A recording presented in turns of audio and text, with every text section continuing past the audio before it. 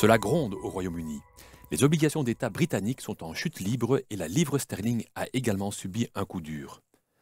Les choses bougent sur la scène politique depuis quelques semaines. Après la démission du Premier ministre Boris Johnson, une lutte a éclaté au sein du Parti conservateur britannique. Liz Truss est arrivée en tête début septembre et a été proposée comme nouveau Premier ministre. Elle a immédiatement présenté un plan budgétaire ambitieux qui prévoyait d'importantes réductions d'impôts. Apparemment un plan trop ambitieux car une tempête de critiques s'est élevée. On s'inquiétait du financement de ce plan car les réductions d'impôts n'étaient pas compensées par des économies. Cela aurait mis la pression sur le budget. Les guilds, comme on appelle communément les obligations d'État britanniques, ont fortement souffert. Cela a eu des conséquences pour les fonds de pension, entre autres, qui ont rencontré des difficultés financières. On attendait de la Banque d'Angleterre qu'elle intervienne, même si elle n'était pas pressée de le faire.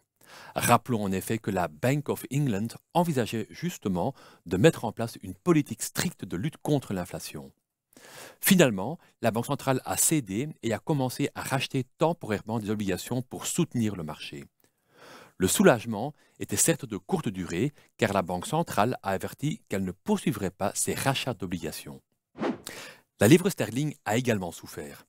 Jusqu'à récemment, la faiblesse de la devise britannique était certes principalement due à la fermeté du dollar américain. Mais récemment, la monnaie a également perdu terrain face à l'euro.